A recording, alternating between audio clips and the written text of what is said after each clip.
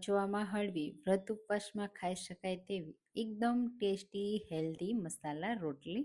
Hello friends, હું છું શીતલ. તમારું સ્વાગત છે મારા કિચનમાં. આજે આપણે બનાવીશું, ખાસ કરીને આપણે વ્રત ઉપવાસ કરીએ તો એકદમ હળવો ખોરાક ખાવો જોઈએ અને એકદમ હેલ્ધી પણ ખાવો જોઈએ, કારણ કે આપણે આખો દિવસમાં એક જ વાર ખાતા હોઈએ છીએ. તો એના માટે આજે હું તમારા માટે બેસ્ટ મસાલા રોટલી લઈને આવીશું, જે એકદમ હેલ્ધી છે, સાથે ટેસ્ટી છે અને ખૂબ જ પૌષ્ટિક છે. તો ચાલો બનાવીએ. એકદમ સિમ્પલ બનાવવાની રીત સાથે બનાવીશું.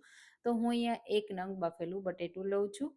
અહીંયા આ બટેટા વગર પણ તમે રોટલી બનાવી શકો છો. બટેટા વગર જો તમે કેળામાંથી બનાવી હોય તો પણ બનાવી શકો છો, અને કોઈ પણ બીજા વેજીટેબલ જો તમે વ્રત ઉપવાસમાં ખાતા હોય અને એની સાથે બનાવી હોય તો પણ બનાવી શકો છો. વ્રત ઉપવાસમાં બટેટા ખાસ ખવાય છે, એટલે હું બટેટા સાથે બનાવું છું.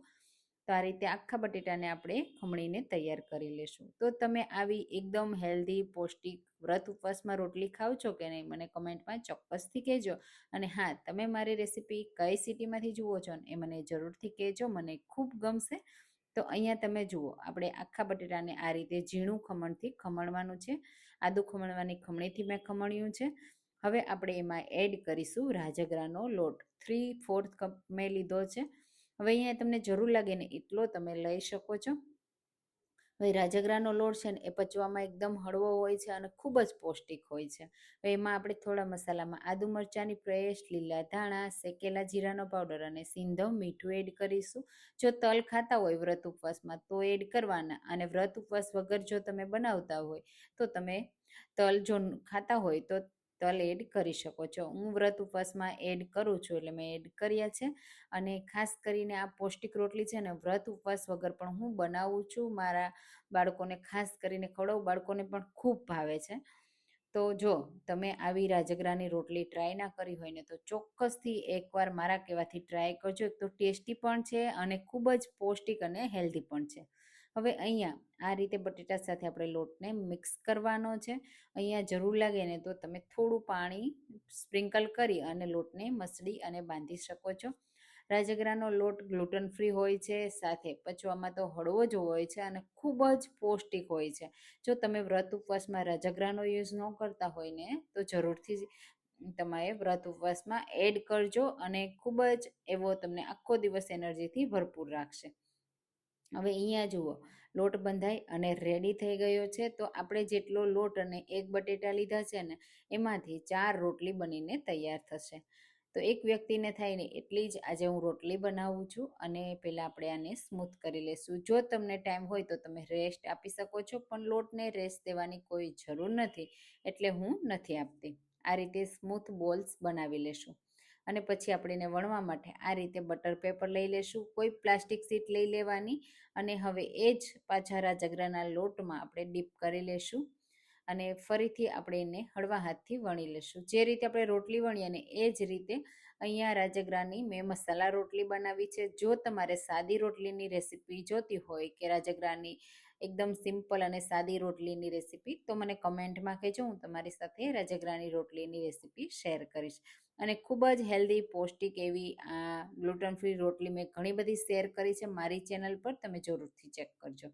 આ રીતે સરસ રીતે તમે જુઓ, રોટલી મેં પતલી વણી છે, બહુ જાડી નથી રાખી. તો આ રીતની રોટલી વણાઈ જાય અને તમને એવું લાગે કે સાઈડથી થોડી ફાટી છે, તૂટ્યું છે, તો તમારે એડ કરી એડજસ્ટ કરી લેવાનું લોટને. અને બસ હવે આ રીતે તમે ડિમોલ્ડ કરશો ને આસાનીથી ડિમોલ્ડ થઈ જશે, બિલકુલ ચોટશે નહીં. હવે આપણે એને શેકવા માટે લઈ લેશું. તો શેકવા માટે આ રીતનો તવો છે ને હાથમાં આપણે ગરમ લાગવો જોઈએ, પછી જ એડ કરવાની રોટલી, એટલે બિલકુલ ચોટશે નહીં તવા ઉપર. હવે આપણે થોડી વાર માટે એક સાઈડથી થવા દેવાની. આ રીતે તમને એવું લાગે કે એક સાઈડ ડ્રાય થઈ ગઈ છે તો એકદમ હળવા હાથથી આપણે એની સાઈડને ચેન્જ કરવાની છે. જો તમને એવું લાગે કે હજુ આ તવા ઉપર ચોટી છે તો તમારે થોડી વાર માટે રહેવા દેવાની, કારણ કે પહેલી રોટલી હશે ને તો તમને આ પ્રોબ્લેમ થશે, પછી બીજી રોટલીમાં આ ક્યારેય પ્રોબ્લેમ નહીં આવે. તો બસ આપણે એને આ રીતે પલટાવી દેશું. તમે જુઓ, એક સાઈડથી થોડી શેકાઈ જાય ને પછી હું અહીંયા ઘીથી શેકવાની છું. એનાથી ફ્લેવર પણ બહુ સારી આવે છે અને ટેસ્ટ પણ બહુ સારો આવે છે. અને આ રોટલી છે ને પરોઠા જેવી લાગે છે, તો તમારે શાકની કે ચટણીની શેની પણ જરૂર નથી પડતી. હવે બીજી સાઈડ પણ આપણે થોડું હલકું તેલ કે ઘી લગાવી દેવાનું. જો તમે વ્રત ઉપવાસમાં તેલ ખાતા હોય તો તેલ લગાવી દેવાનું. આ રીતે થોડુંક જ લગાવવાનું, માત્ર આ રીતે જે આપણે વ્હાઈટ ભાગ દેખાય છે ને બસ એ કવર થઈ જાય ને ત્યાં સુધી. અને હવે આપણે બંને સાઈડથી શેકી લેવાની. જો તમને ક્રિસ્પી પસંદ હોય તો ક્રિસ્પી, સોફ્ટ પસંદ હોય તો સોફ્ટ, એ રીતે શેકવાની છે. જો સોફ્ટ પસંદ હોય ને તો તમારે ગેસની હાઈ ફ્લેમ ઉપર શેકવાની, અને જો ક્રિસ્પી પસંદ હોય ને તો લો ફ્લેમ ઉપર શેકવાની છે.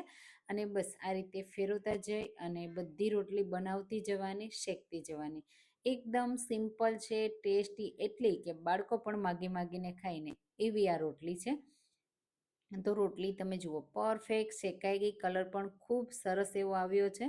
તો હું અહીંયા મીડિયમ ક્રિસ્પી એવી કરું છું, બહુ કડક નથી કરતી. એટલે હવે આપણે એને આ રીતે પલટાવી અને પછી લઈ લેશું. તો આ જ રીતે બાકીની બધી રોટલી મેં શેકીને રેડી કરી લીધી છે. મેં આજે સિમ્પલ પ્લેન દહીં સાથે સર્વ કરી છે. તમે ચટણી અને શાક સાથે પણ સર્વ કરી શકો છો. વ્રત ઉપવાસ વગર પણ તમે આ રોટલી એકવાર ચોક્કસથી ટ્રાય કરજો, બહુ ટેસ્ટી એવી લાગશે અને બધાને ભાવશે. તો તમે આ રેસીપી ક્યારે ટ્રાય કરો છો મને કમેન્ટમાં ચોક્કસથી કહેજો. મારી રેસીપી ગમી હોય તો લાઈક કરજો, શેર કરજો અને મારી ચેનલને ચોક્કસથી સબસ્ક્રાઈબ કરજો, જેથી નવી નવી રેસીપી તમને દરરોજ મળતી રહે અને આવી પૌષ્ટિક અને હેલ્ધી રેસીપી જ હશે. તો ચાલો ફરી